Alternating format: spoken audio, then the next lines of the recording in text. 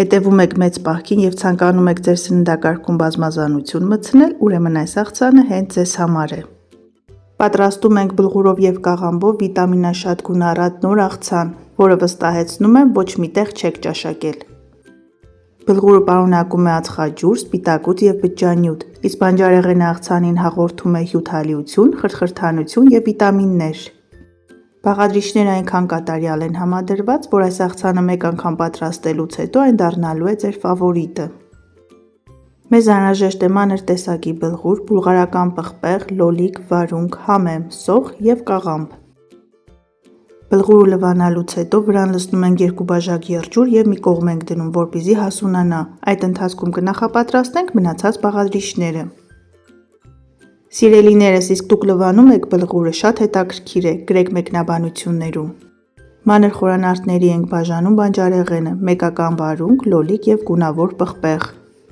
Ցանկության դեպքում աղցանի մեջ կարող եք ավելացնել 1 քերած գազար, որքան բանջարեղենը առատ, այնքան ավելի համեղ։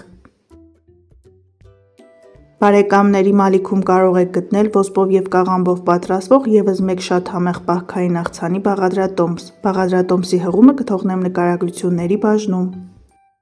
Թարմություն հաղորդելու համար մանր կտրատում ենք կես կապ կանաչ սոխ և համեմ։ Ես նման աղցանների բաղադրատոմսեր շատ եմ սիրում, երբ բաղադրիչները տապակելու, շոգեխաշելու անհրաժեշտություն չկա, երկար ժամանակ չի պահանջվում պատրաստելու համար և արդյունքում ստացվում է շատ համեղ օգտակար աղցան։ Մանր շերտատում ենք մոտ 300 գրամ կաղամբ։ Որպեսզի ձեր պատրաստած աղցանը ստացվի խրխրթան և շատ համեղ, վերցրեք քաղցր հյութալի կաղամբ։ Բարեկամներ, եթե առաջին անգամ եք միացել հայկական խոհանոց ալիքին, խնդրում եմ բաժանորդագրվեք և սեղմեք զանգակ կոճակը։ Հայկական խոհանոց ալիքում կգտնեք շատ համեղ, հետաքրքիր բաղադրատոմսեր։ Բլղուրը արդեն հասունացել է, բաղադրիչները պատրաստ են, մնում է միայն հավաքենք աղցանը։ Քանի որ բաղադրիչները շատ են, յուրաքանչյուրից վերցնելով 1-2 հատ ստացվում է մեծ ծավալով աղցան, դա ի նկատի ունեցեք։